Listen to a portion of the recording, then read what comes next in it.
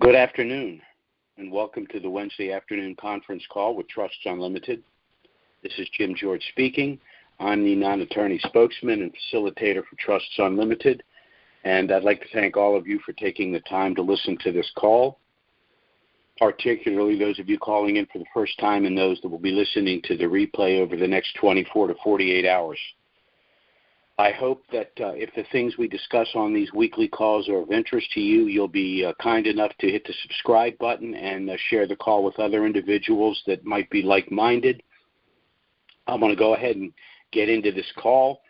It's going to be a little bit different call today because the nature of things that are going on in this country, in my opinion, require that we, for the benefit of our clients and those that listen, discuss with you really the ramifications and the implications of the things that are going on.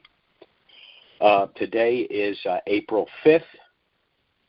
I would also suggest those of you that would like a detailed explanation of the turnkey program we're putting together, go to our call of February 15th. I am, of course, going to be touching on those issues a little bit briefly today, but I have other things I want to discuss. I would also suggest for those of you that really want to understand the historical implications of the central bank and what's going on right now with the central bank, go to our call of March 1st because go 11 minutes into that call and you'll get a detailed history of the central bank system. You'll probably have to listen to it twice because you're not going to believe what has transpired over the last 400 years and how we've gotten ourselves into the situation we are in today. But we're going to go ahead and get into that a little bit. First, I want to start talking a little bit about Iraq. And by way of disclaimer, Trusts Unlimited is not the purveyor of the dinar and these other pre-valued currencies. We're not advocating either the sale or purchase of these currencies, but as rather substantial currency holders ourselves, we're sharing with you the information we believe to be most relevant. Of course, for those of us that have had currencies, particularly the dinar, the most relevant information would be that doing with the window for the reinstitution of the dinar in country. In my opinion, the reinstitution could happen at any time, although it's looking like they're waiting for the end of, or at least nearly the end of Ramadan. That would put us in the third week of April. Coincidentally or not coincidentally, if you look at the revaluation, substantial revaluations of currencies over the last 100 years, they've happened in the months of January, April, and September. That most likely has to do with the fact that countries either operate a fiscal year concurrent with a calendar year, or they have a fiscal year beginning in April for some reason. So for a lot of reasons, both internally in Iraq and historically, April seems to be a month for reinstitution and revaluation of currencies. So let's talk a little bit about what's going on in Iraq. And first I want to talk about the budget. The budget process, like everything else in Iraq, is a little bit convoluted.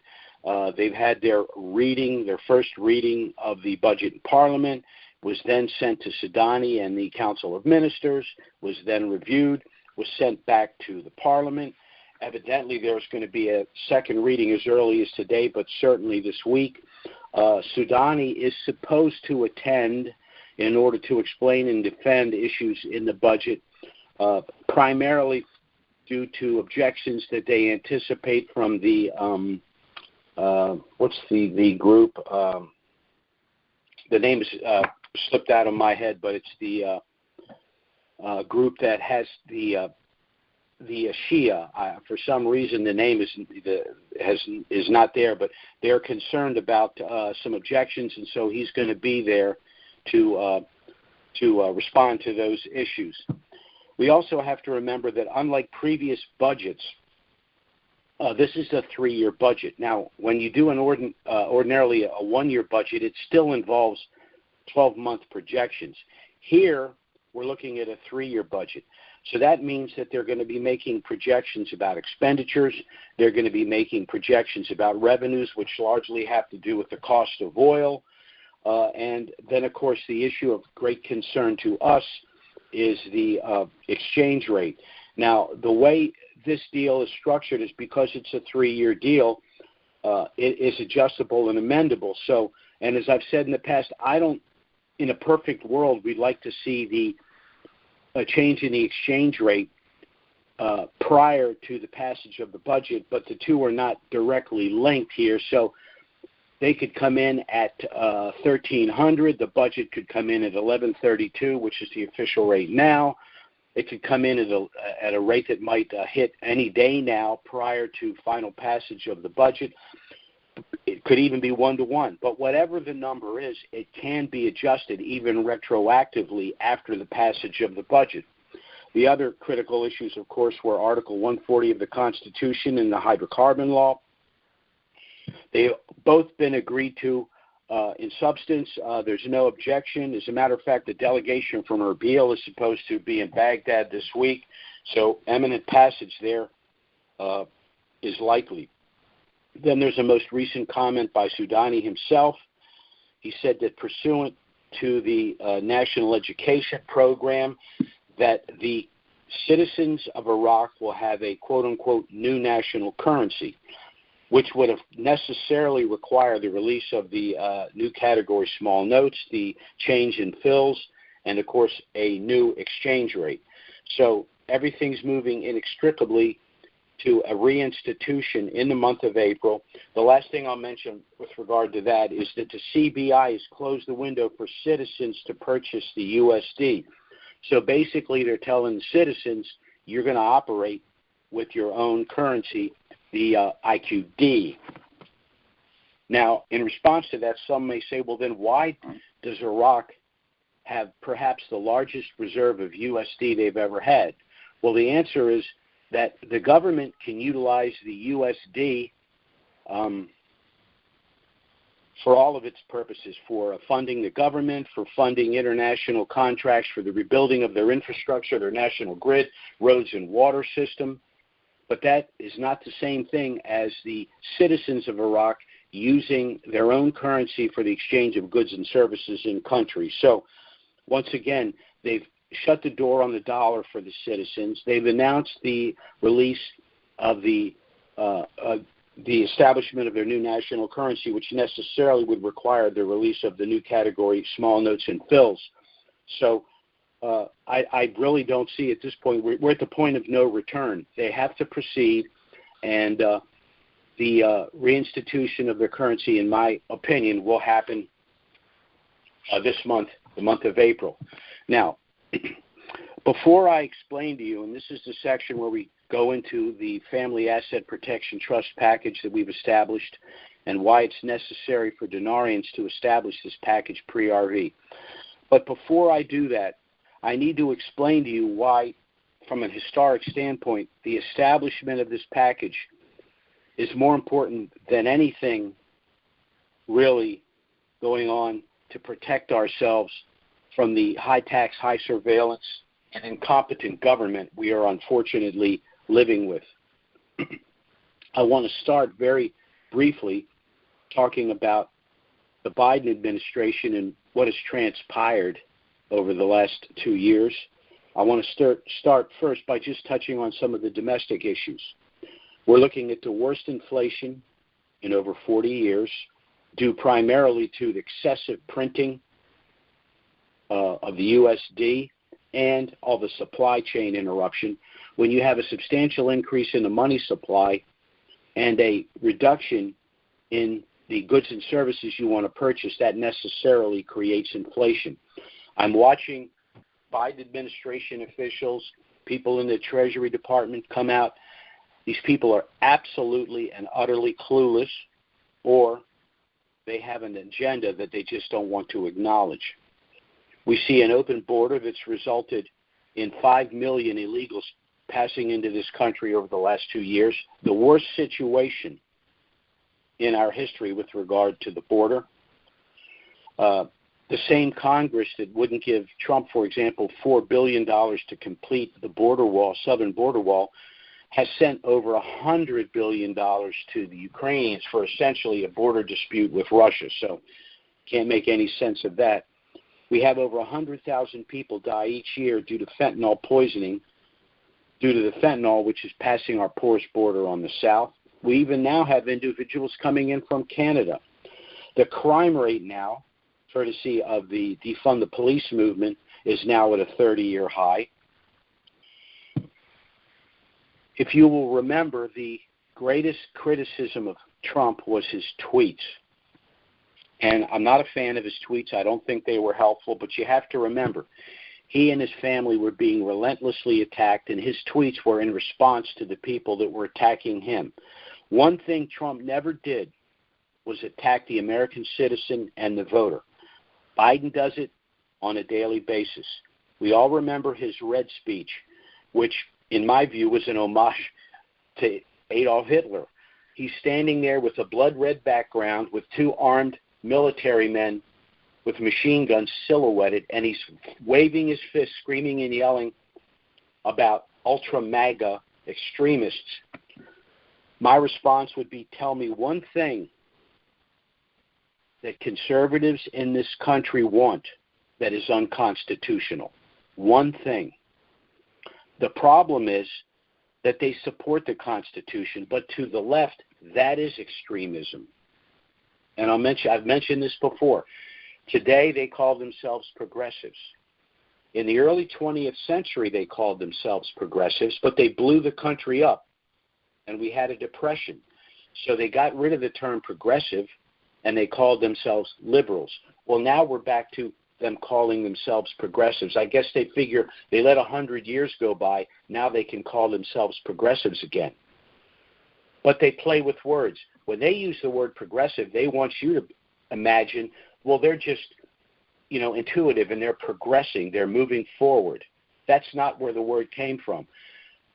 Progressive came from their objective initially to progress beyond the colloquial constraints of the Constitution, i.e. the Bill of Rights. That's what they're progressing beyond. A decentralized, constitutional representative republic where the rights of the individual trump the rights of the collective or the government. Well, they're trying to flip that on its head. Let's talk about foreign policy, what's going on. Since the end of the Cold War, the number one post-Cold War objective in order to maintain the global balance of power was to ensure that there was no alliance between Russia and China.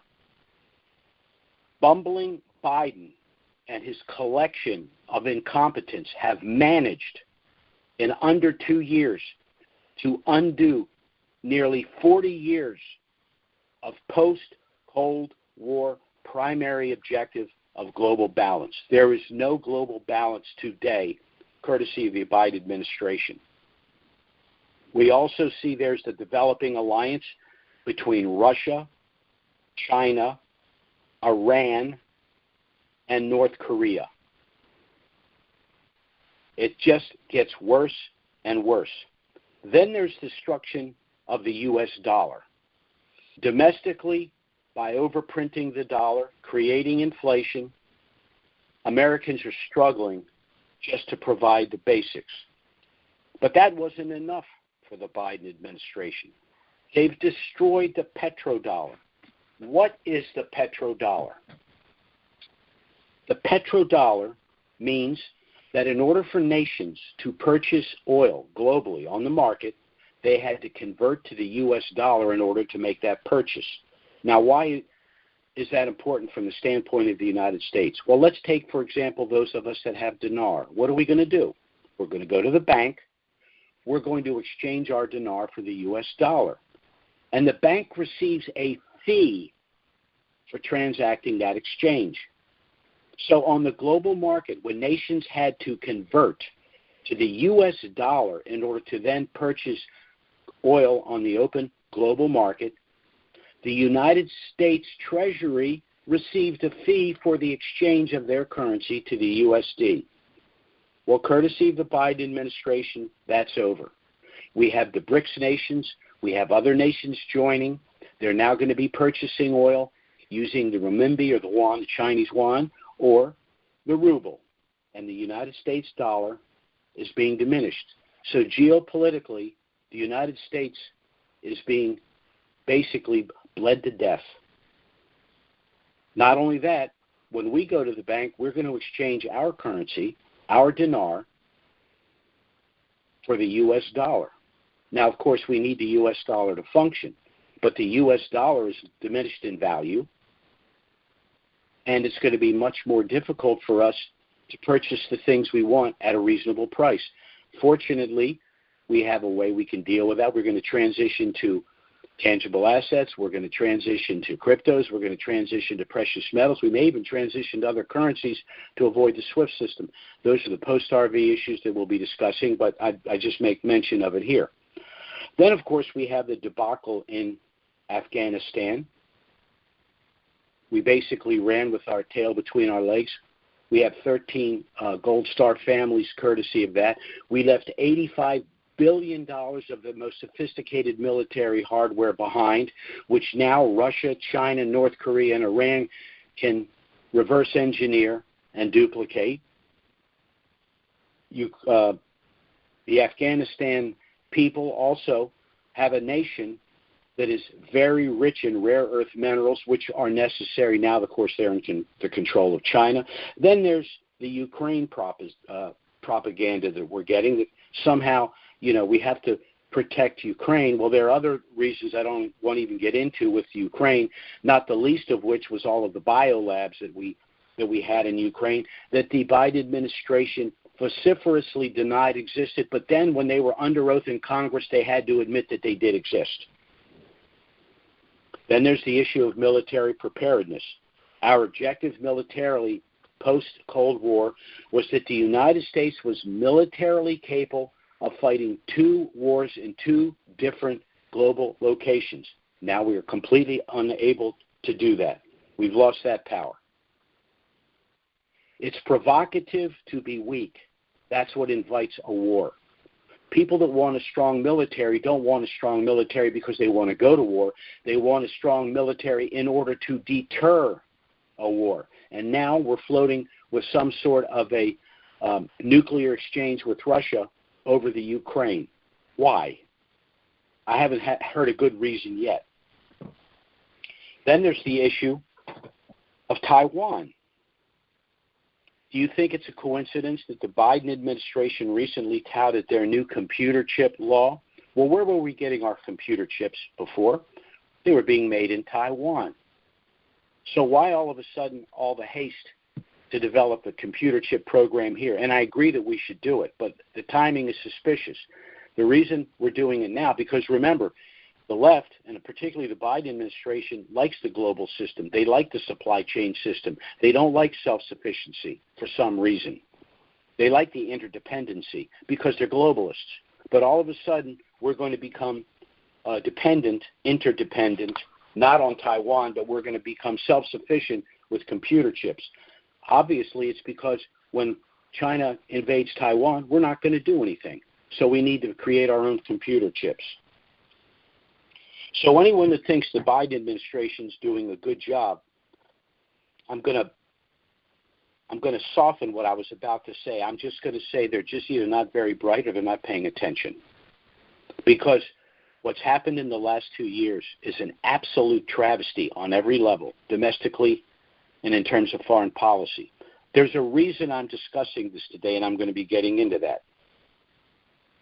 What we're witnessing in this country right now is a post-constitutional revolution. Some call it a progressive revolution, a Marxist revolution, but it's post-constitutional.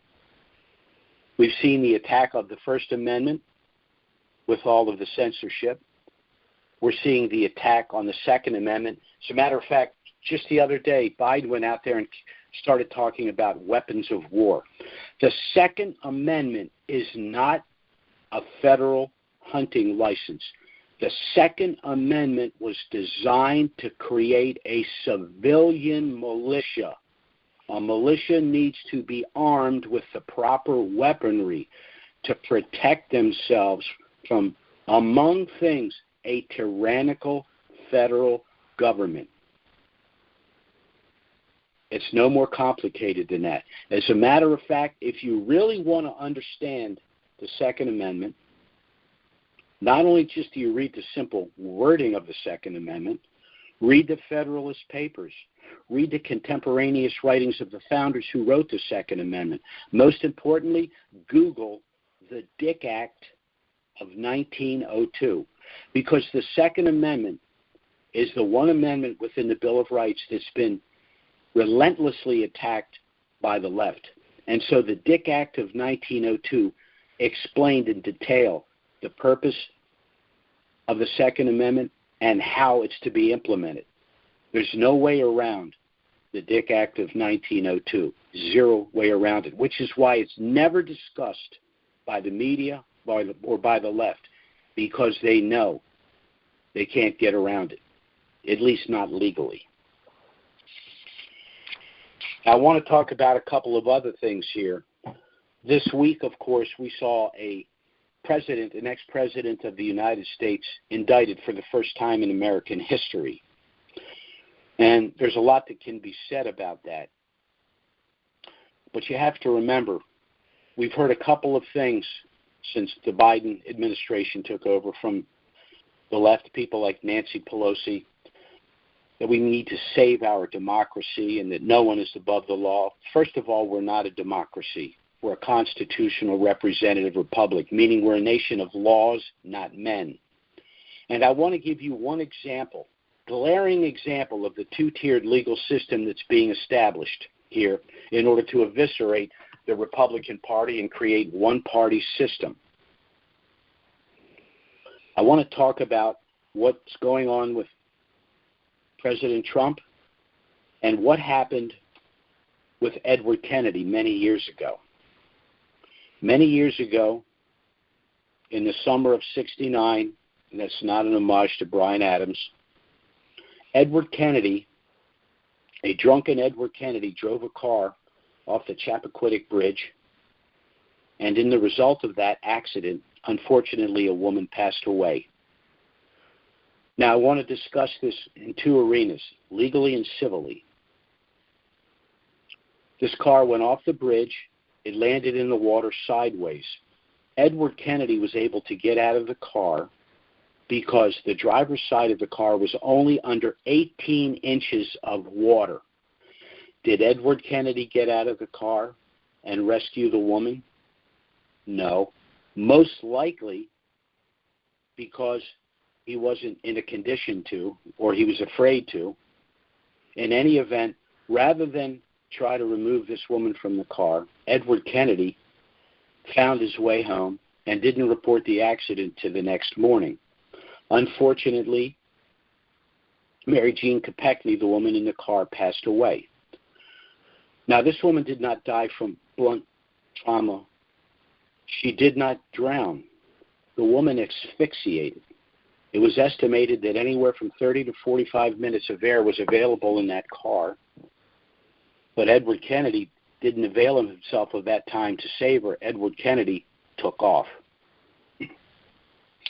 As a result of that, there was a scandal because he was one of the individuals that was considering running for president.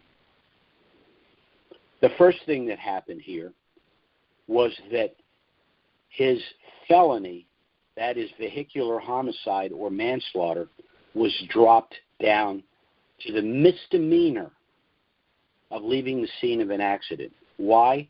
To preserve his viability as a presidential candidate.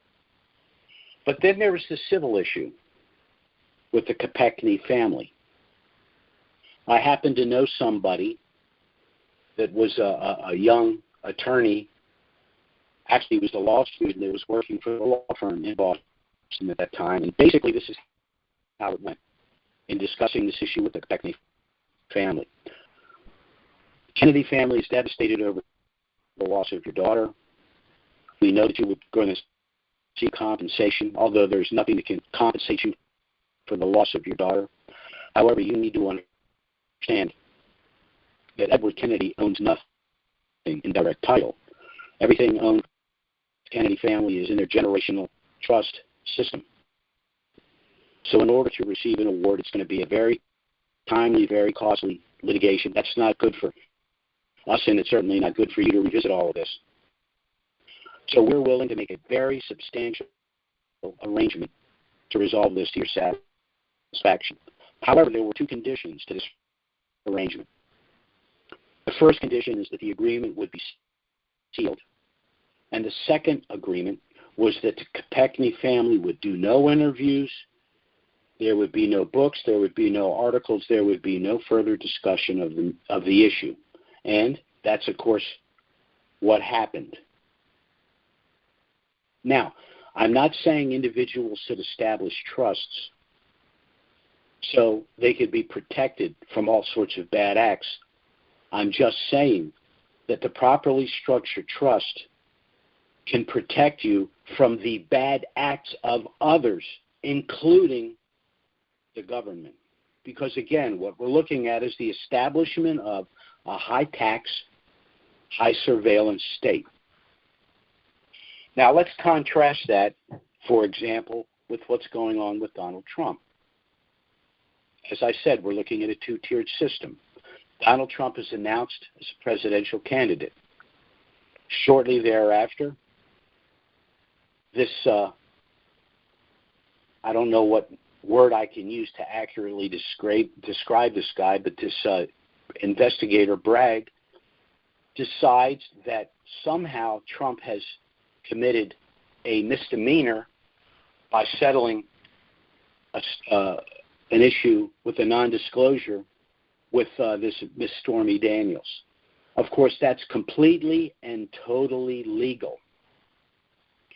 They proceeded to say, we're going to bootstrap that to a federal election law and call it a felony. So in the case of Kennedy, they reduced a slam dunk felony where someone died to a misdemeanor. And the case of Trump, they took a shaky misdemeanor, and I can get into the details, they took a shaky misdemeanor that involved nothing other than an NDA and tried to bootstrap it to a federal election law felony. Absolute nonsense. I'll give you one example. John Edwards was accused of this violation because he gave his paramour, who gave him a child, $1 million with campaign money. That case went to court and he won. This case, no such thing occurred at all, and she was paid with personal money. Now, here's where it gets a little interesting. It seems that Michael Cohen, who was Trump's attorney, paid this woman for the nondisclosure $130,000 out of his own pocket, then went to Trump, and Trump reimbursed him. His story was that the woman said that she was going to say she had an affair with Trump. The woman issued a statement saying that there was no affair with Trump. Trump has stated repeatedly that he had no affair with her. So this doesn't add up. Why would Trump pay $130,000 for a nondisclosure for a woman that stated that she had no affair with Trump? Now, she stated this after she went to court to sue him. The case was thrown out. She was ordered to pay Trump's legal fees, and her attorney, Michael Avenatti, is now in jail. This is really messed up. I have a theory. It's just a theory. But I'm basing it on the fact that Trump's attorney, Michael Cohen, is a congenital liar. This is what I think really happened. I think Michael Cohen was the one that had an affair with Stormy Daniels. Michael Cohen paid her to silence her to protect his family, and Michael Cohen sought a reimbursement from Trump in order to repay him for the money he paid her by alleging she said she was going to out him on an affair that never happened. This is how convoluted things get, unfortunately, in these situations. So we have a two-tiered system. Now, why do I go to all the length to explain all of that? Because that two-tiered system is being used against us, the American citizen, the average Joe Lunchbox middle-class guy that is law-abiding, tax-paying, trying to raise a family, and just wants to be left alone. Now, add to that those of us that have currencies and anticipate a very substantial windfall in the not-too-distant future. We know that in a high-tax, high-surveillance state with a central bank digital currency, they're going to do everything they can to take as much of that from us as they can. But there's a way to protect yourself, and that is to establish our Family Asset Protection Trust package. Now, this package protects you in two ways. Let me pull my paperwork out here. I got stuff all over my desk. First, exercising our right to contract pursuant to Article 1, Section 10, Clause 1 of the Constitution. I just want to read part of this to you and explain one other thing. The contract clause provides that no state shall pass any law impairing the obligation of contracts. No ex post facto law can impair the obligation of a contract. Now, I'll give you an example of an ex post facto law impairing the obligation of a contract. That's why I say the left in this country is making a frontal assault on the Constitution. Joe Biden issued an executive order saying we're going to forgive a substantial portion and hopefully all of your college loans. Those loans were obligations by contract. And so what he's saying is that he's just going to forgive those loans. Those individuals don't have to honor the contract and pay off that loan. But a trust is a contract. When you establish our trust, you are establishing a contract to protect your privacy pursuant to the Fourth Amendment. Now, the thing that's interesting about the Fourth Amendment is the Fourth Amendment was the basis for Roe v. Wade. Roe v. Wade, the right to an abortion, was manufactured. It was linked to the Fourth Amendment. It was defined as an emanation of the penumbra of the right to privacy. In other words, the right to end the life of your unborn child is an emanation. It flows from the penumbra, the legal umbrella of the right to privacy. Now that umbrella has been removed, they're going to try to go after the Fourth Amendment. I don't think they're going to be successful. The Fourth Amendment, the right of the people to be secure in their persons, houses, papers, and effects against unreasonable searches and seizures shall not be violated, and no warrant shall issue but upon probable cause, supported by oath or affirmation, and particularly describing the place to be searched and the persons or things to be seized. In other words, in order to pierce your trust, the government would have to show cause. They'd have to go to a court and say, we have probable cause that this person's committed a felony. Well, that's going to be virtually impossible. If you have a trust and you are operating lawfully within that trust, it's impenetrable. And given the situation in this country right now, the post-constitutional left, it's assaulting the First, the Second, the Fifth, the Sixth, and the 10th Amendments. If you don't avail yourselves of these rights, you are forfeiting these rights. So let's talk about our trust from the perspective of a dinarian, since most of the people that listen to our calls tend to be dinarians. First, unlike LLCs, sub-S corporations, limited family partnerships, those all provide some level of asset protection, but they're statutory in nature, meaning they're regulated by the states. So that means they're registered. The states know all of the players. They know the goings-on within these entities. But that's not the case with this trust. With our trust, it's registered nowhere. It's not registered with the city, the county, the state, or the federal government because it's none of their damn business. And if they want information, they better provide probable cause to a court. Now, let's talk about the benefits that this trust provides for dinarians, as well as any American citizen. First, it provides privacy and anonymity. That means no one knows your actual holdings or your net worth because those things are sealed. That's also important in terms of litigation. If you have a net worth in excess of $1 million, of course, now with the inflation, it's probably closer to $2 million. There is a 1 in 4 chance you will be sued during your lifetime. And 40% of lawsuits are nuisance lawsuits. Someone just wants a little money to go away, and they know, I'll just make some noise, I'll make some trouble. The person doesn't want to hire a lawyer, go to court, go through all that, so they're just going to throw a little my way and I'll go away. Well, all of that goes away with the trust because this individual is going to have to go through a very arduous procedure in order to access funds within the trust, similar to what I explained to you with the Kennedy family. So this individual isn't interested in paying an upfront retainer to a lawyer. A lawyer's not going to work on a contingency if he has to pierce a trust.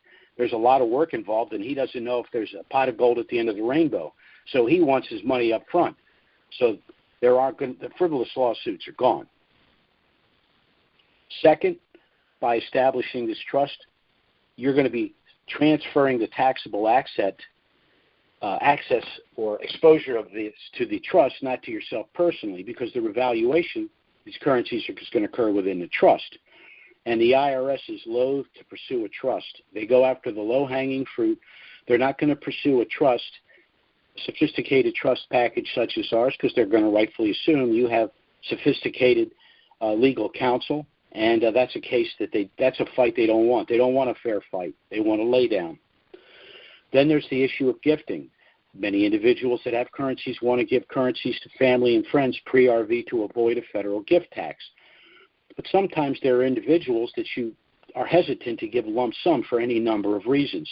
They're incapacitated, they're irresponsible, any number of reasons. Well, within our trust package, there's a special gift subtrust, which allows you to gift currencies to individuals pre-RV to avoid a federal gift tax and control the post-RV proceeds. In addition, this trust will allow you to avoid the cost and delay of probate and the federal estate tax. The federal estate tax can be as much as 65% of your estate, in excess of $12 million. If your funds are in our trust, there is no federal estate tax and there will be no probate. This trust also caps any potential civil loss pursuant to the Uniform Fraudulent Transfer Act. You can only be sued for what you actually own in title or the value of property at the time you transfer it out of title to an entity like our trust. So a quick example, you purchase 10 million dinar for $10,000, transfer the currencies to our trust. They subsequently revalue, let's say conservatively, for $10 million. Well, you can't be sued for $10 million. You can only be sued for $10,000 because that's all the currency was worth when you transferred it out of title. Post-RV, this trust will protect you from future bad acts because it separates every asset you own into a separate subtrust. So if any asset you own, like a car or a rental property, gets involved in civil litigation, that's the only asset that would be involved in the litigation. The other assets are in the separate subtrust, which under the law are separate legal entities or persons having nothing whatsoever to do with the litigation. So for all of these reasons, you want to establish your trust prior to the revaluation of these currencies. But whether you're a dinarian in anticipation of a windfall or you're just an average American that wants to protect what he has, and a very good argument can be made that the less you have, the more important it is to protect it. This trust will protect you. The last issue I want to mention is the central bank digital currency. In my view, it's a flagrant violation of your Fourth Amendment right to privacy. The legal purchases you make with your money is absolutely, positively, unequivocally none of the damn business of the federal government. And when you establish a trust, you not only make it a lot more difficult for them to pursue you, it also provides for you a reason to litigate their surveillance of you.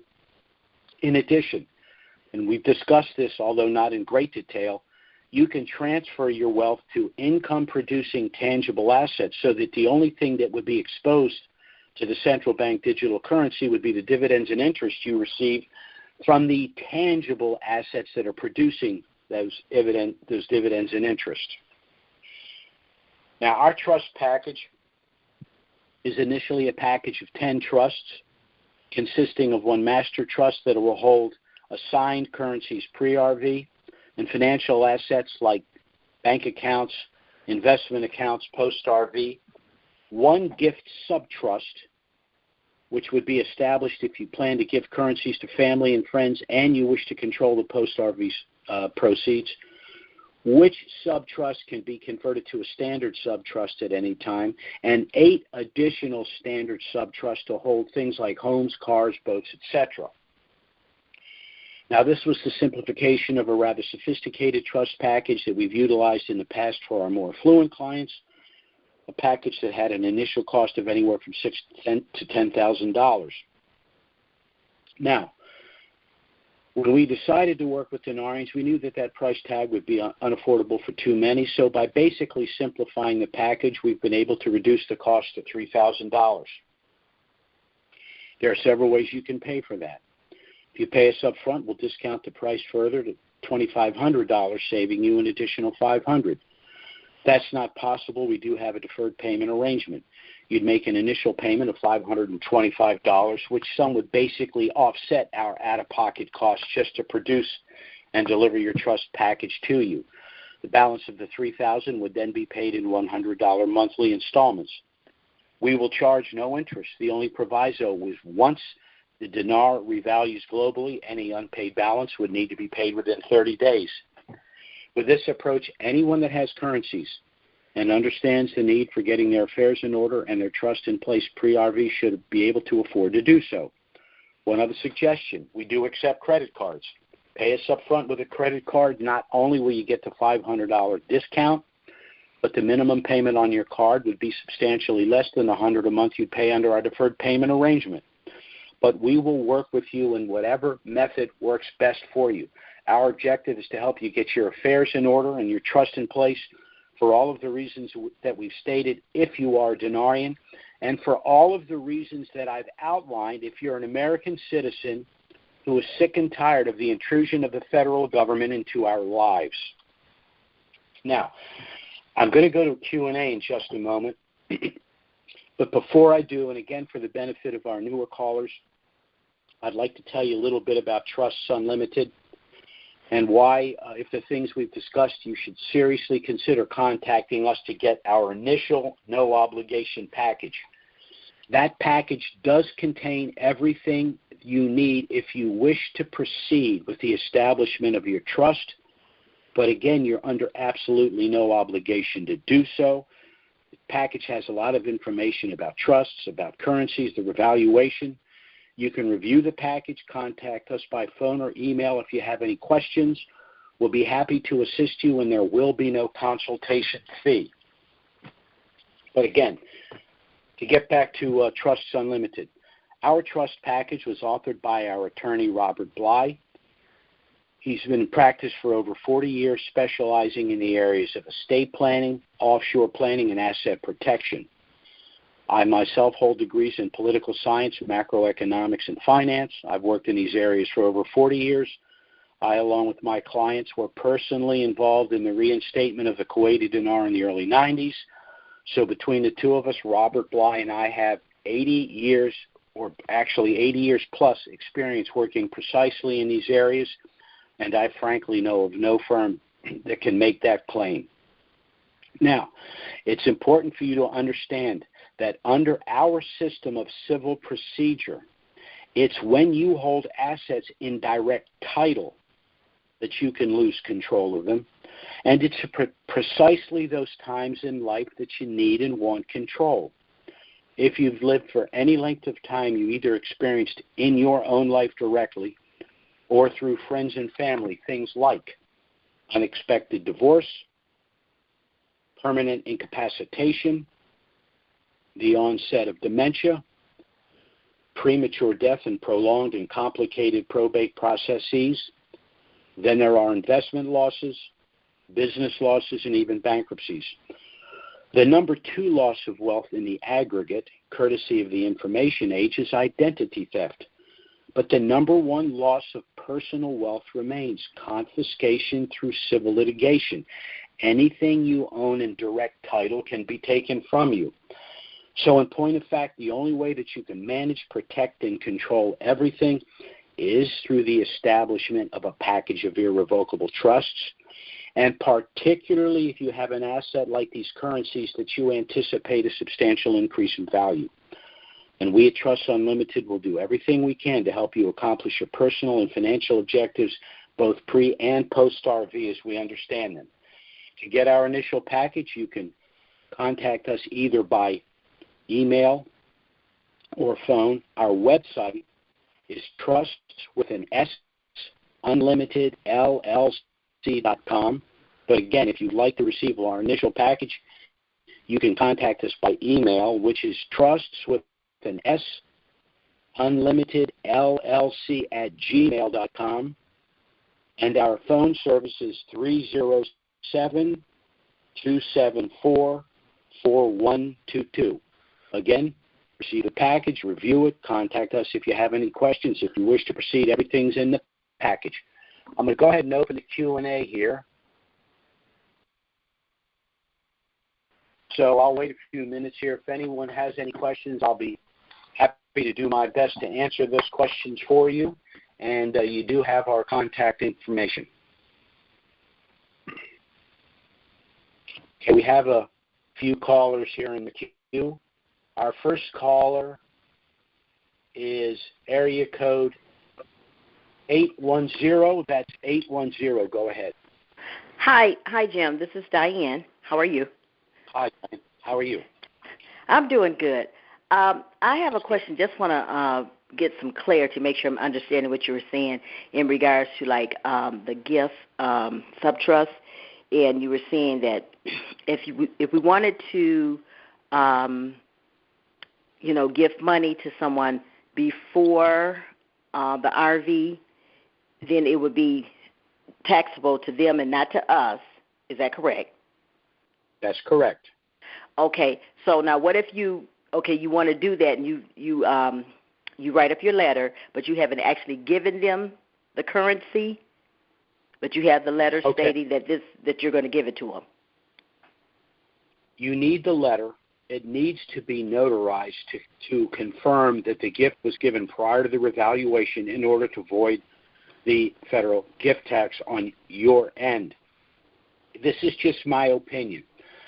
I have established the gift subtrust for myself. I've got 15 individuals that are being gifted. These individuals have no idea what I've done. They have no idea they've got the gift. In addition, the language in our gift trust says I could give an individual up to a given amount of a currency. So if, for example, you were in my gift trust, it would say, I gift Diane up to $1 million dinar. You know nothing about this. So I can give you the revalued million. I can give you half of that. I can give you 100,000, or I can give you nothing. So you've established the gift, whether it's in or out of the trust, and you've notarized the document to establish it was gifted pre-RV. If you elect to give the gift, you avoid the federal gift tax. If you elect not to give them the gift, you simply keep the currency. If you've used the gift subtrust, in addition to giving them the gift and avoiding the federal gift tax, you will have control of the post-RV proceeds, meaning you can manage, invest, and distribute the money to these individuals as you wish. If these are minor children, if these are individuals that are disabled, perhaps they're individuals that are just incapable of managing the money, you help them out by, giving them the currency and then assisting them with the management post-RV. Okay. And one other thing, and I think I asked you this before, but I can't remember what the answer was. I did my gift trust, but afterwards I didn't notice I did not put subtrust on there. So does that make a difference? No. It is a subtrust, but you don't put the word sub in there. Okay. Well, thank you very much. That's all I needed to know. Thank you. Certainly. Mm-hmm. Bye. Our next caller is 619. Now, why do I know that number? Oh, is that a good thing or a bad thing? That's a good thing, Eddie. How you doing? I'm excellent, Jim. Thank you. How about yourself? Hanging Jim, in there. Go ahead. Yeah, I bet you are. Hey, my question to you is this. Excellent explanation with the protection of our trust and how, it could protect Kennedy and all that stuff. Great example to follow. However, this administration seems to not care about what anybody has. That's what we're witnessing. And so my concern is, will they bulldoze even our trust to say, yeah, too bad, we're taking it anyways? I mean, they can do anything, and we would have a standing fight in it, but can it assure us that we can win on that? I'll give you two answers. Number one, he's batting 0 with the Supreme Court, and he lost 2 cases 9-0. All right? Their objective is to chip away until they can get a foothold. Thus far, they've been completely unable to. The other issue is this. Unlike a situation in the past where the IRS or the Treasury Department could just steamroll you, after the revaluation, there's going to be a large number of us, as many as 10 or 12 million. We're going to have all the time and all the money to fight this nonsense, and so it's not going to happen. These people do not like a fair fight. They're rabbit punchers. So I'm not worried at all that they're going to be able to do anything. Now, with regard, for example, to the central bank digital currency, we have to utilize strategies to circumvent that because, when our money's in the system, it's in the system.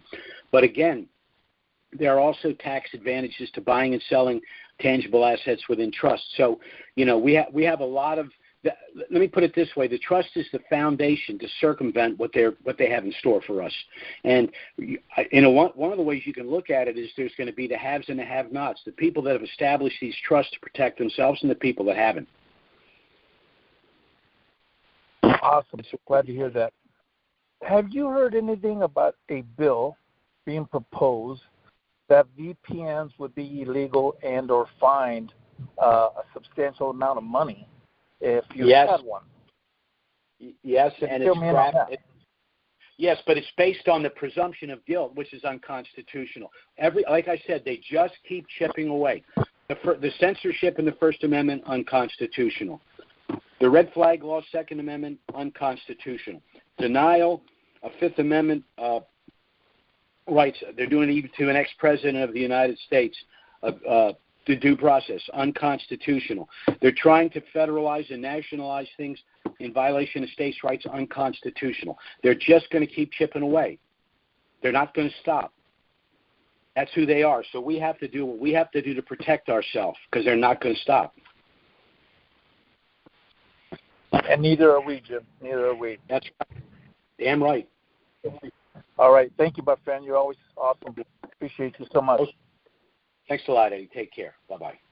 Okay, our next caller is, I hope I'm doing these in order. This is area code 347. That's 347. Go ahead. Yes, Praveen from New York. Do you also deal with Cook Islands Trust or the Nevis Trusts? We can if we have to. We're hoping it doesn't come to that. I believe the Cook Island Trust is number one on the list in that they won't even entertain a civil or criminal complaint from the United States or any other country. So I'm hoping it doesn't come to that. But now we're talking about the post-RV offshore strategies. And as I mentioned on other calls, we may even want to utilize other currencies, get credit cards from those countries, utilize those credit cards, and try to avoid the SWIFT system altogether. I hope it doesn't come to that, but if it's necessary and we have to go there, we will. Okay, all right, thank you. Certainly.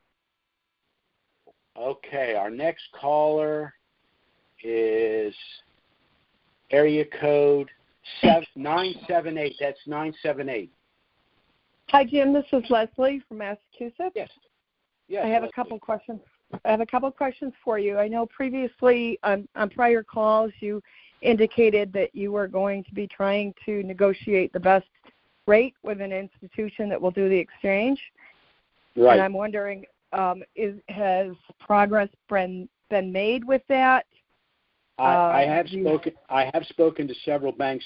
Here's some progress. Banks that I've spoken to, that were not exchanging the dinar because it was a quote-unquote unfunctional currency now are exchanging the dinar. Well, by their definition, it's still an unfunctional currency, so why are they exchanging dinar? It's because they want us to go to their bank when the exchange happens. So that tells me it's another indication we're getting close.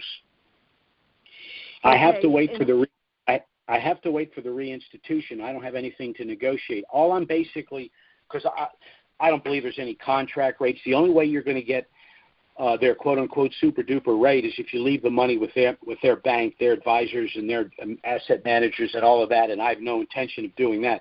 What I'm going to try to negotiate is if a Trust Unlimited client comes into your bank with our trust, there's going to be no problem. You're going to utilize our trust. You're going to give them the lowest transaction costs available. You're going to give them the highest street rate available, and you're going to put the USD in their trust bank account established that day at that bank. Okay, so that leads me then to another question. So we, we cash in, so to speak, and we've got, all of a sudden or some people have millions of dollars, right, that they never had before. Well, everything that's going on with these banks, my concern is having that amount of money in the bank and not knowing what's going to happen the next day.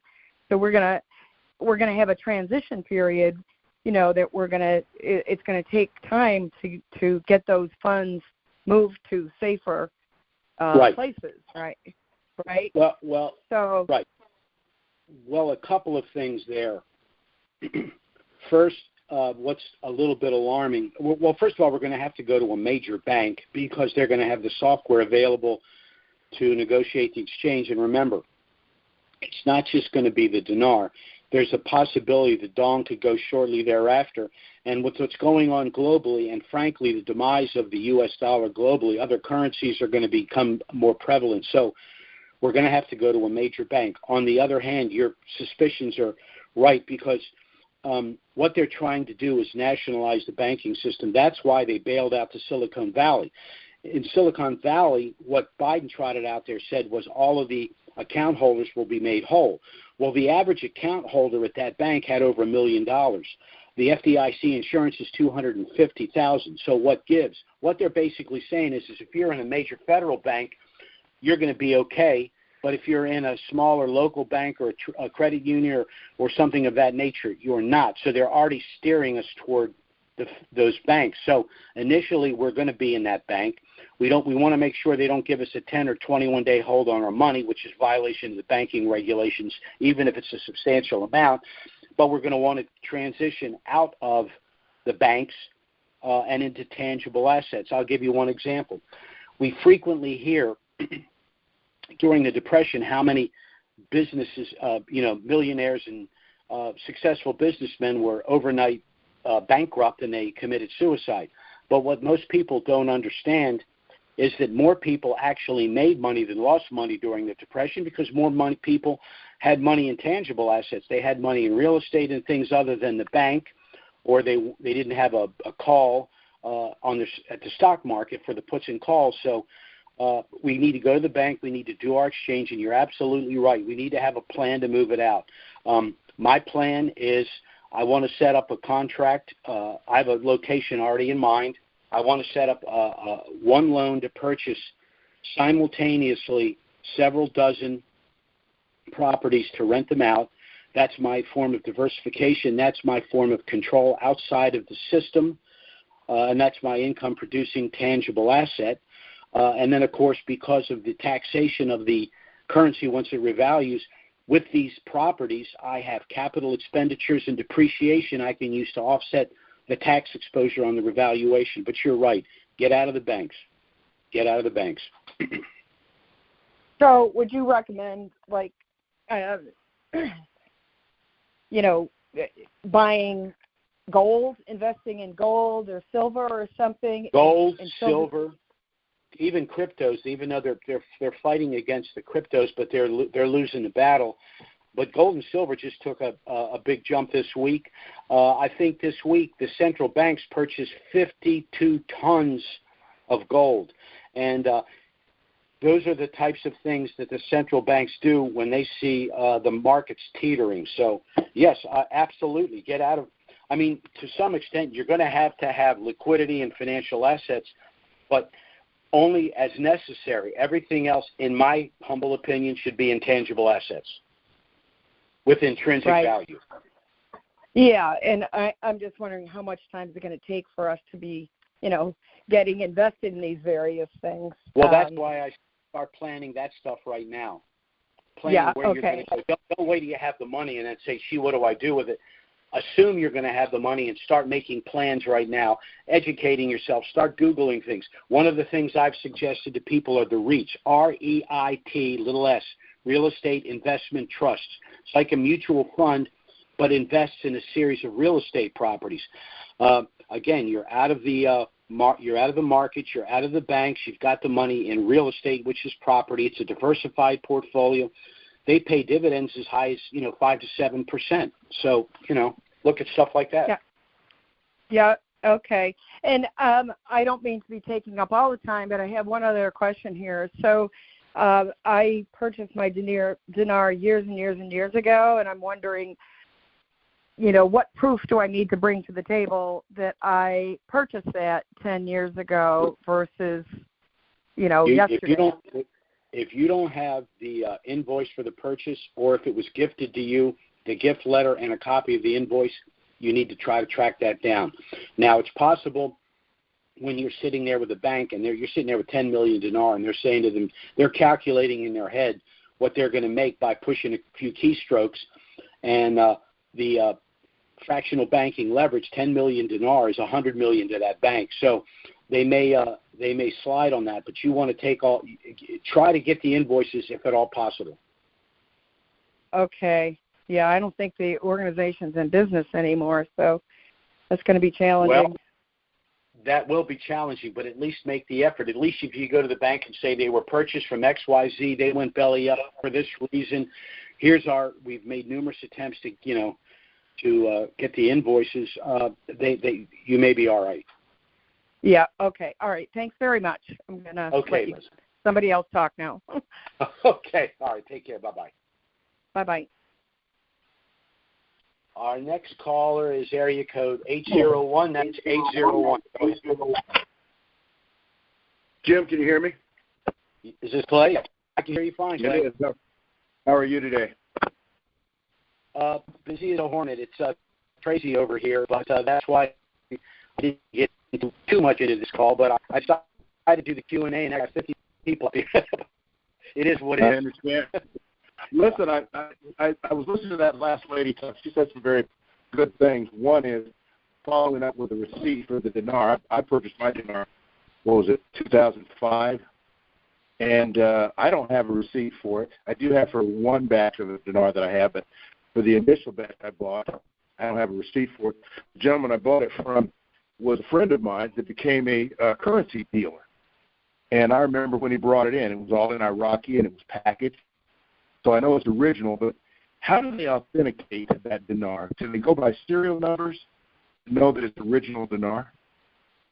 They probably use a Delarue. I mean, I don't think they're going to go through the serial numbers. I mean, because people are going to walk in there with 25 million dinar and $25,000 notes. They're not going to sit there and go through every serial number. Now, it's a good idea for you to have copies of the currency and have copies of the serial numbers, but I don't think it's going to get that convoluted. Remember, it's not the bank. It's not the bank's money. They're getting it from the Federal Reserve. It's not like you're going and selling the currency to a third party with their own money. So, okay. So the reason I asked is probably. I haven't heard of any counterfeiting of dinar. I mean, it hasn't been prevalent counterfeiting of dinar, but I'm certain that it has gone on. But I know that when I bought mine, it was original because it was all brand new back then. Nobody knew what was going to happen with the dinar. They hadn't had time to do anything like that. So that's why I asked, how were they going to authenticate your dinar? Would they do some kind of – and I did that myself with the black light. I got it over a black light and looked for the holograms and all the other things that are in those $25,000 notes. I did that for every one of those dinar, 25 notes, and it all checked out. Well, you should be good to go then. Now, the other thing you can do is if you know who you purchased it from, but you can't find the invoice, you could get an affidavit from them. They say, I such and such certify that I sold X number of dinar to such and such on such and such date, notarized. That should be fine. Okay, yeah, I know who I bought it from. Okay, that will work. I'll look into that. A couple of things I wanted to point out. You said a couple of things that make a lot of sense. One is they're at the beginning of their fiscal year, and they're to the there's no turning back. I mean, when I saw them agree to the oil and gas law, I knew this thing was real. This is live. This is going to happen, and I think it's going to happen near the end of Ramadan, right around Eid Outfitter. I know they've done one reading of the budget. Yeah, because Al-Fitr, you're right. I forgot about that. Al-Fitr is a celebration, and that would be the perfect timing because if they're out of Ramadan, they're not obligated by their faith to give, quote-unquote, their profit to the mosque. But with Al-Fitr, then they can celebrate. So that actually dovetails perfectly. Yeah, I never thought about that. That's a good point. It's perfect. And the fact that they passed the oil and gas law, which means that's money to the citizens of Iraq. And they're not going to want them to give them back. They're not going to want to give those guys $25,000 notes, which means you're going to have to release the smaller dinars. And this thing is going to roll. I think we are finally there. I really think we're finally there.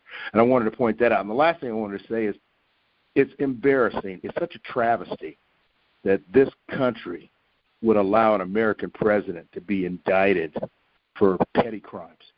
We've got presidents that have killed people. The one first that you mentioned with the Chapman, and then you've got the other two Kennedy brothers who took out Marilyn Monroe, and who else? Who knows who else they've done? These people have committed murder, and they're terrified of Donald Trump because he's transparent and he's going to expose them all. And that's the funny thing is, the only thing he's exposing what's been going on for decades. So when Nancy Pelosi trots out there and says defending our democracy, there's something called neurolinguistic programming. That is using words that intentionally mislead. When she says our democracy, the average person thinks she's referring to our country, all of us as citizens, as American citizens. That's not what she's referring to. When she says our democracies, she's referring to the social democracy that the people on the left are trying to create. They're trying to defend the creation, the transition from a constitutional representative republic to a social democracy. Trump got in the way. Exactly. That's what happened. Yeah, and he's still in the way. So they're going to try to distract this thing by indicting him and running him through the legal judicial system, which, in my opinion, is going to do nothing but make his case stronger to become president of the United States. There's a lot of things about Trump I don't like. I mean, the man's a jerk. He's a narcissist. He's all those things. But things happened. Things got done when he was president. I don't care what name he calls me or whatever. My taxes were lower. There wasn't inflation, and I didn't have to pay a fortune to buy gasoline. So that makes a huge difference. Trump is a very complicated person. And the distance, and believe me, I say to my wife kiddingly all the time, if I was the czar of tweets, he would have won by 100%. What we can't underestimate is before he hit the bottom of that escalator, they started going after him, his family. He submitted to them 11 million documents. 11 million documents, and this is the best they can come up with. Hillary Clinton deleted 33,000 subpoenaed emails on an illegal server, unsecure server in her home. That's 33,000 felony counts of obstruction of justice, and she's still on the street virtue signaling. So it's absolutely appalling. It's appalling. But what I don't like is American citizens who base their conclusions on the liking or disliking of a person instead of the facts. And not only that, their actions. There are so many people out there that I have tried to convince, and all they do is get emotional and get upset because Trump is such a bad, evil man with a bad attitude about everybody. They don't have a clue who's really doing this. And Biden is nothing more than a front man. I don't know if you remember the State of the Union address. I watched that twice. And I don't know which senator that was that literally stood up and called him a liar in the forum. I know. And the sad part is that the news becomes the fact that he called him a liar. But, you know, exactly. There are things like but you know what got a pass when Trump was giving his speech and he said the United States will never be a socialist nation. And all of the Democrats sat there with their arms folded while the Republicans applauded. And then when it was all over, the Speaker of the House stood up and tore up his speech. That was so ignorant. But the point is that's 1,000 times worse than what this guy did. Remember, the left applauded what Nancy Pelosi. They applauded that. Oh, I know they did, because they're ignorant. They don't understand. They don't understand where we're going with this. Let me ask you this question, Ollie. Yeah.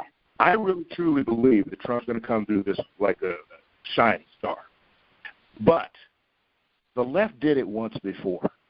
They kept him from becoming the president. What makes you think they can't do it again?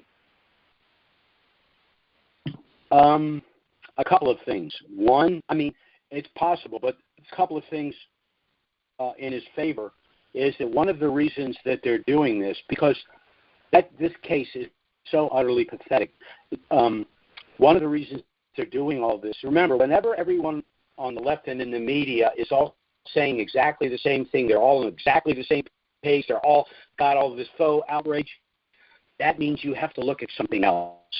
The something else that they're trying to distract you from are the House hearings. And they're going to do whatever they can with Trump. He's the shiny object, hopefully, to distract them from what's going on in the House. If they can indict Trump on this, the entire Biden family belongs behind bars. Oh, absolutely. You saw how they quashed Hunter Biden's computer. They quashed that whole thing. Right. Well, we can go on all day about that, but it's going to be. I will tell you this about Trump: it's not in his DNA to take a beating like this without fighting back. It's just not in his DNA. Oh, no. So, I still think there's more to drop. And remember that we still have the Durham. Durham is doing the right thing. He's keeping his pie hole shut, his head down, and he's doing his job. That's going to resurrect itself before the election. Mark my words. I agree. That makes a lot of sense. Yeah. Let me ask you one last question, and I'll let you go. All right. Okay. You talk about your trust a lot, but I wanted to know, is your organization going to do just trust, or are they going to do anything with foundations? I've been looking into foundations. And we're doing all of that. We'll be doing all of that. Okay, so we'll be doing that, and if we have to create associations with specialists in certain areas, we'll do it. We have contacts offshore. Like I said, depending upon what goes on with this, let's say hypothetically that Biden's reelected. Okay, then we know that the high tax, high surveillance stuff's going to continue. We know that the central bank digital currency, the credit score system, all of that is in play. So we'll respond accordingly. Okay. Do you want to put your foundation in the trust, or do you want to keep them separate? No. The trust is a family asset protection trust. All business and or charitable entities will be established separately. Now, I'll give you one example. Let's say we have some clients that they say, well, you know what, Jim, I don't really have a lot of people, or I don't have anyone I really want to leave anything to. But I do have this charitable organization, or I do have a church or something. Well, then what we might do is spend some of that money into something called a charitable remainder trust. As an example, you have 10 million dinar, you get $1 for it. So you got $10 million. You don't have an A. Right. So you say, you know what? I'm going to put $5 million of that into a charitable remainder trust. $1 million is going to go to my church. The other $4 million is going to go to these other charities when I pass away. So when he passes away, that $5 million will go to those entities. But during his lifetime, all of the interest generated is tax-free to him. Right, because he's giving up the entire trust. If you don't have any if you don't have any heirs to that money, you can do that legally and pay no tax if you do a charitable remainder trust. Can you do this, Jim? Can you take part of that money and make a charitable remainder trust with it, and then do something else with the other? That's what I'm saying. If you have 10 million dinar, you may earmark 5 million of it for the charitable remainder trust. Keep the other 5 million in your personal trust. The only thing you'll get from the charitable remainder is the tax-free income during your life. And as a matter of fact, if I were to do that, I would frankly, I mean, the fact that I'm leaving anything to charity is a good thing, but I would feel more free to be a little bit more aggressive with that money, because you're not going to expend the principal. Even if I lose 20% of the principal, that means $4 million is going to the charity. But if I've doubled my tax-free income during my lifetime, so be it. So be it. That's a great idea. Okay. Thanks for your time, Jim. Sure, Clay. Bye-bye now. Okay, our next caller is area code 415. That's 415. Go ahead. Joy is rising to you, Jim. Hey, Al, how you doing, my friend? Awesome like a possum and almost can't stand it. Thank you so much for taking the call and having a call. Like I said, it's always educational, inspiring, and I believe bringing unity to the people. Thank you for all you do. Thank you. I have two questions. Thank you very, very much. Two questions. One is, okay, I've been trying to do research. The 25,000, the 10,000, and the 5,000 was the original Iraqi dinar. And then, came along, they did new currencies, which were the 1,000, the 500, and the 250, and the 50. The 50 was introduced out of sequence. However, they came back just recently and said, hey, 50 is actually back in play from what I gleaned. And then lastly, or recently, the 50,000 was introduced. I'm trying to find the correlation or where it stands. That the 50,000, is that digital like the lower denoms, or would that be class considered? In my opinion, starting probably with the 5 and moving all the way up, and of course there's been a lot of brouhaha about the 20, whether they're going to issue it or not. To me, and they're saying, well, why would they issue a 50 and 20,000 K and a 50,000 K? That's counter to what they're doing. On the contrary, if the country uses their quote-unquote new national currency, they're going to need the lower denoms and the fills for the citizens to make routine daily purchases in exchange for goods and services. But if they're going to utilize their currency and they're going to minimize the use of the USD reserve. Remember, they're making a big deal about how much of the USD reserve they have, but that's the USD reserve against a 3-year budget, not a 1-year budget. That's not enough money to even run their country for 3 years. So they're going to be using the larger notes, in my opinion, for bank-to-bank transactions, and when they're actually using their currency nationally as opposed to the USD. So if their currency is, in the Kuwaiti dinar they have those denominations because the Kuwaiti dinar is the most valuable currency against the USD. And Kuwait does not have the known natural resources of Iraq. So it makes sense that the Iraqi dinar, when it revalues globally, is going to be the most valuable currency against the USD. And it also makes sense that if they're going to utilize their own currency both domestically and internationally, they're going to need the larger currencies, even if they're just digital, to transact. So I don't see any conflict at all with that. Okay, well, further research shows that they're trying to, mirror the dollar, $5, $10, $20. So I believe why they suggested it's 20,000 dinar is because they're going to break that down to a 20. And the 50,000 dinar, they're going to break that down to a 50 when they bring it down to the lower denoms, which would be easier to count as opposed to a 25,000 note. They're going to phase that out and supplement the 20,000 that they're bringing in to a 20 dinar. That's just what I think. And that may be true for the provisional 3-0 currencies that actually exist. But it also could be true that they're digitally going to have the higher denoms for bank-to-bank transactions and for a balance of payments for international contracts. Yeah. So that's why I don't see any issue with the 20 and the 50 and all of that. Okay.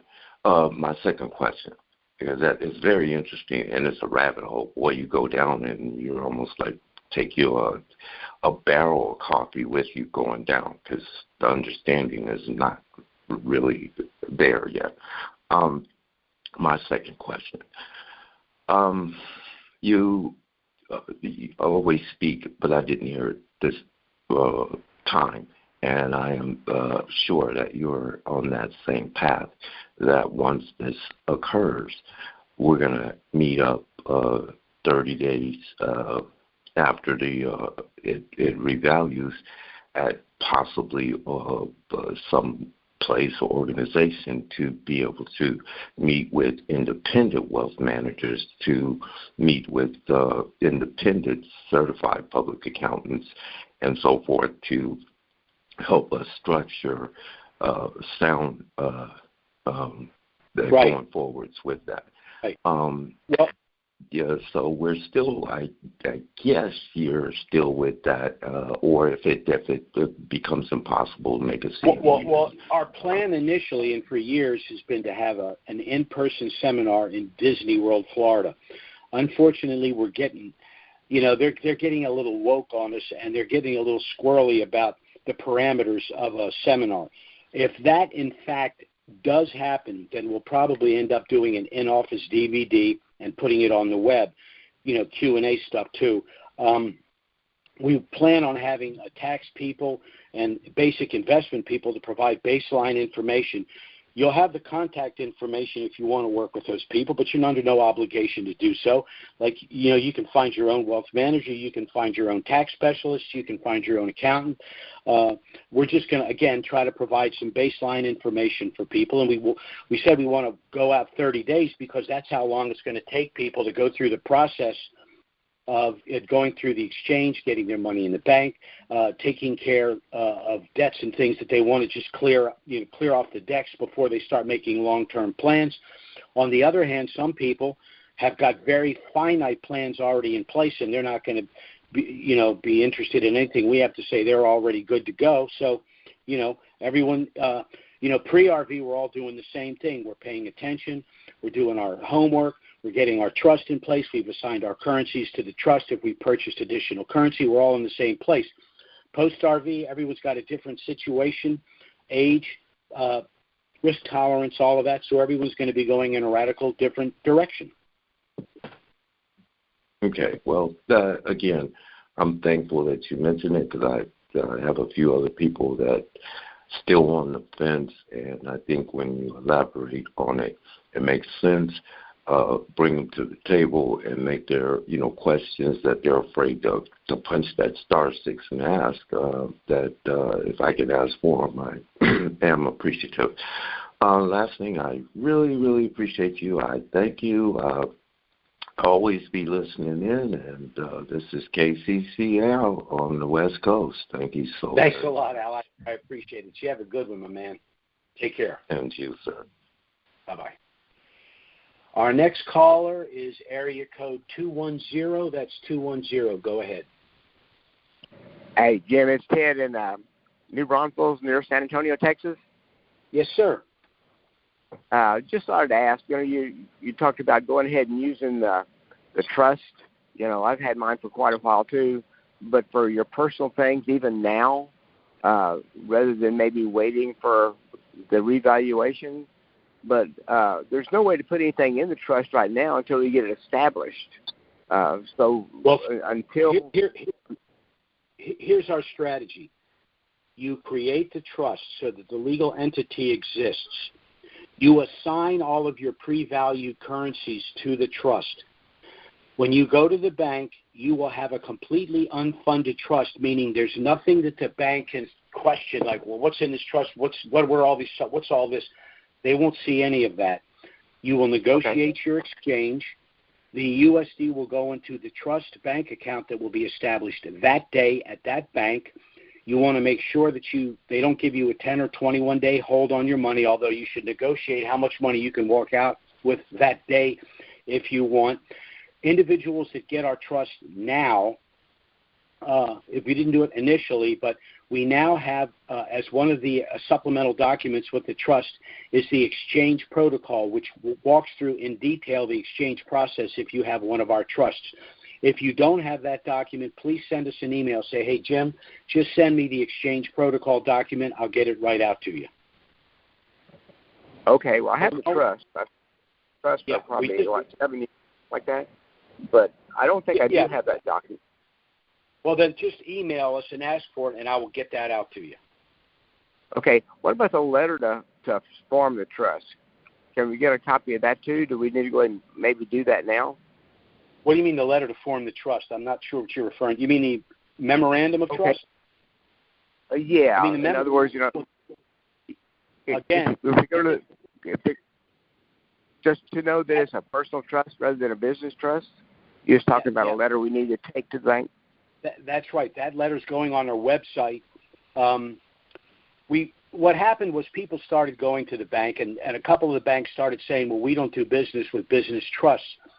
This is not a business trust, although it does have some characteristics of a business trust. So we prepared a letter to present to the bank. When the Dinar reinstitutes, we're going to put that letter. Our calls won't deal with marketing the trust. It will deal with a lot of things, including the exchange. We'll put that letter up on the website. If you want to send that email, ask for the exchange protocol and the bank letter, and I'll get those documents to you. Okay, sounds great. I love listening to you every Wednesday. It's really educational, and I really appreciate you. Thank you so much. Thank you so much. I appreciate that. Bye-bye. Bye. Okay, our next caller is area code 443. That's 443. Go ahead. Hi, Jim. Can you hear me? Yes, I can. Hi, this is Gina. Gina from Maryland. Yes. I'm very close to the swamp, and I can't wait for this to happen so I can move away. Well, I'm from the swamp. I used to live in Maryland. Yep. We've talked. It's a beautiful state, and they're destroying it with both hands. It's really disheartening. Yeah, it's kind of tough to be here anymore. I don't have any interest to go into the district at all anymore. And it's a shame because there's so much museums and stuff there. But you got to keep your head on a swivel. It's just horrible. Yeah. So I have a couple questions that kind of span a few things. Okay. The first one is, so my family gift trust, it actually references numerous names, right? My children, my father, nieces and nephews, and then there's several different. The minutes of the Schedule A, which actually kind of reflects how much. So you indicated that you can use language that says up to. I, however, actually did separate individual ones for different amounts, but for all the people, because I don't know what we want to do. I didn't designate. Is that acceptable? Is that okay?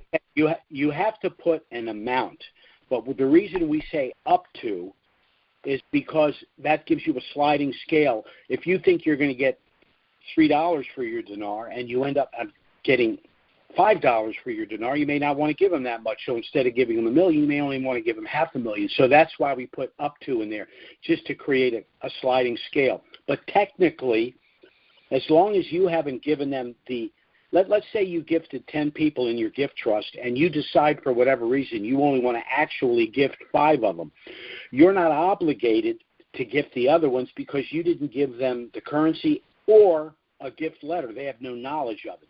So through the gifts, you can gift them the amount on there, the max. You can give them half of that. You can give them none of it. That's why it was structured that way. In my own case, like I've mentioned, I have 15 people in my gift letter. They have no idea. Some of them don't, even, to be honest with you, don't exactly know what I do. They say, well, Jim he's estate planning and he does international currencies or something. I don't get it, you know. And I'm not going to sit there and there's no, you know when they're going to get it? When I hand them a check. And then all of a sudden they're going to be like, okay, what do you do? Where'd this come from? Right. Right. Well, mine actually, mine says, you know, Iraqi dinars, 585,000, equivalent to 500, USD purchased in 2011. Okay. That's actually more information than you need. Is if I give you $1 million dinar in a gift letter and the date is a pre-RV date, that's all that's required. And the only reason you even need that is if you're ever audited for the gift, you can say it was gifted pre-RV. Correct. Understood. That's it. Certain things need to be notarized because then they can't challenge it. They can't say, well, how do I know you gifted it then? Because here's the notarized letter, pound sand. Right. Well, so the minutes of the meeting document is notarized, but then the Schedule A is not. But the Schedule A goes along with the meeting, the minutes of the meeting. But the minutes of the meeting is the one that needs to be notarized. That's the one that's critical that the date be established pre-RV. Okay? Oh, and actually, I'm looking at it, and I see my minutes of the meeting actually list the beneficiaries. And I actually listed the quantity of dinar and the amount purchased for on that as well. So we're covered. Okay. You're covered. Separate, different question. So my spouse was actually in Iraq and purchased, and I have this piece of paper that says exchange receipt, and it's got a date. There's 3 purchases. I actually only have this exchange receipt for 2 of them. You mean from Iraq? You have the exchange receipt from Iraq? Well, it's just a piece of paper that says exchange receipt on it, and it's got a date. It's not handwritten. It's typed, and it says, currency CD US incoming was US 1,000, and then current. Any executed name on it? Anyone sign it? Anyone sign it? No, it says agent DLP, and the customer name is Stephen, which was my spouse. But that's the extent of the documentation that I have. So what's your thoughts on that? I'm not saying it's insufficient, but you might want to try to see if you can get a little bit more information. And once again, I just have a feeling that when we go to the bank with the currency, I'm going to have a hard time believing, you're not taking money out of the bank, you're putting money in the bank. And unfortunately, that usually works against us, but this time it could work to our favor. Because, like I said, they're going to make tens of thousands with a couple of keystrokes, and they're going to have that float, meaning that for every dollar that's in your account, they can borrow another 9 on top of that. So they want that money. So I don't know. I don't know that there's anything more. At the time, we didn't even know. Like, my husband called me. He was over there. He's like, "Hey, I'm thinking about doing this," and I'm like, "Okay, we can do a few $1,000s." I had no idea, and you know what? It's like I look back and I'm like, I think that was some divine intervention that we were supposed to do that, because we didn't have a clue. He just said, shared that. He was getting information that it had happened with Kuwait. Other people had, done this, and it had worked out for them, and I'm like, okay, whatever, sure. I mean, it's a few $1,000s. Here's what you need to do, my opinion. Your husband needs to complete an affidavit stating, my name is such and such. I'm in the U.S. military. I was stationed in Iraq on such and such a date. I purchased Iraqi dinar in the nation state of Iraq, and I'm presenting it here for presentation for exchange. Get that notarized and signed. Okay, just create, because he wasn't military. He was over there as a contractor. but he was doing. His job was, he can say, I was a contractor working for such and such a company for the rebuilding of whatever, you know how to say. Yeah, BA, like he was working for BAE. So that gives you essentially it gives you some information as evidence that he was employed by them, he was over there, because if we had to, I guess if we were to get really persnickety, we have documentation that says he was employed by BAE and he was over there. I mean, I just don't, who knows how difficult they could be about it, right? I mean, well, they were, like I said, the bank wants the money. The other thing you could do is if his manager or someone there that he knows could sign that document that he was there. But if you have proof that he was there and the purchase and the currency, I mean, like I said, the affidavit should be sufficient.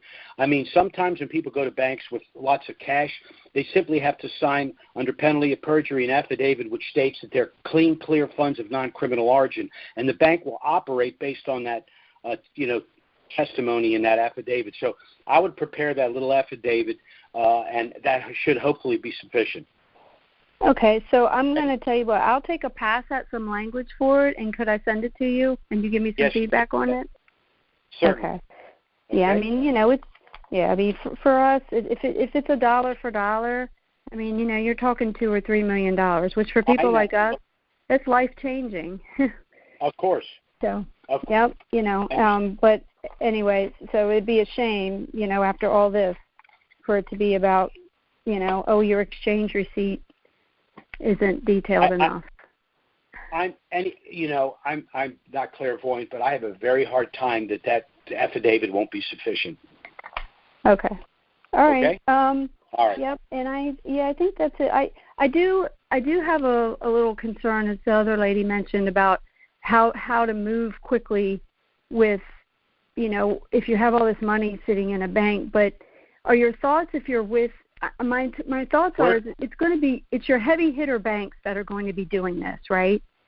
So those big banks, what's the chances of them, like a Chase or a Bank of America or, what are their chances of going under? More so than it's been in a very long time. I don't see that happening. Remember what they did with Silicon Valley was they made them entirely whole, beyond the 250,000. There are CDRs. I don't want to get into all of that. I don't think that's necessary. But once the dinar reinstitutes in country, we won't be doing the marketing call. We'll be dealing with questions like this. So I'm sure we'll be talking about some of the things we can quickly get the money out of the bank. Okay? Yeah, and I'll say one last thing. We all need to think positive about what's going on with Trump, and it all looks very bad, but I really think it's all part of a plan. And if you pray for the positive and you pray for what you want and you ask the big guy, if you believe in that, you ask for it. Well, you better be careful, because the big guy could also be the guy getting 10%. God? I'm talking about God. I know you are, but no. Oh, I'm sorry. You're right. No. That's not. I mean the ultimate. How about the ultimate guy? I'll call him the ultimate guy. I know what you mean. I'm just kidding around with the big guy. You're right. Thank you for correcting me. How dare I? No, I don't want that guy to get anything else but what he deserves. Yeah. All right. Thank you so much. Bye-bye. You take care. Bye-bye. Well, folks, that was our last call for today. It was a long call. It was enjoyable. I'm glad we had a little Q&A here and to be able to discuss some things. The Chinese have a curse. They say, may you live in interesting times, because what they really mean by that is that's usually not a good thing. And the way things are going in this country are not going very well. And unfortunately, we find ourselves in a position where we have to protect ourselves and our family to the extent that we can. Our family trust package goes a long way to doing that, particularly if you're someone that's holding these currencies. I certainly hope if the things we've discussed today are of interest, you'll contact us to get our initial no-obligation package. This trust is going to be an indispensable tool for you, whether you're a dinarian or not. Our next call is scheduled for next Wednesday. Certainly, if something of dramatic nature were to happen between now and then, we'll try to schedule an emergency call, emergency conference call. But failing that, we'll be back next Wednesday, noon Eastern, 9 a.m. Pacific. Thanks for listening, everyone, and have a great week. Bye-bye.